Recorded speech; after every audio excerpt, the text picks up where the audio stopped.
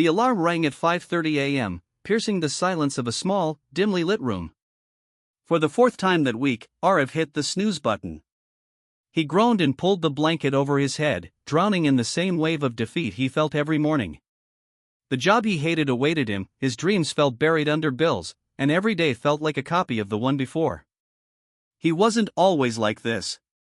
Once, Aarav had big dreams. He wanted to write, to travel, to live a life that lit him up inside. But reality had a different plan. Rejections piled up. Money ran low. Doubts grew stronger. And slowly, he stopped trying. He told himself he was tired. He told himself there wasn't enough time. But deep down, he knew he had given up. One rainy evening, after another exhausting day at work, Aarav stumbled upon an old journal while cleaning his desk. Its pages were filled with goals, dreams, and quotes he used to write when hope was still alive in him. One quote, in bold letters, stood out. "You don't need to see the whole staircase, just take the first step." Martin Luther King Jr. He closed the journal and stared at the ceiling. Maybe he couldn't change everything overnight. But what if he could change one thing?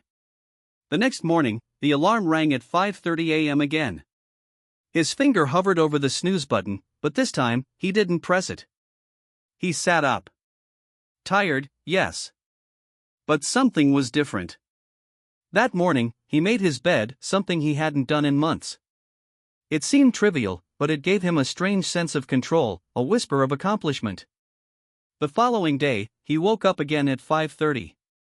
He made his bed, drank a glass of water, and took a 5-minute walk. Just 5 minutes. The day after, it became 10. The walk turned into a jog. Then came a daily journaling habit. Then reading 10 pages of a self-help book. Little things. Things that didn't take more than 15 minutes. But they added up. Days turned into weeks. Weeks into months. And something incredible started to happen.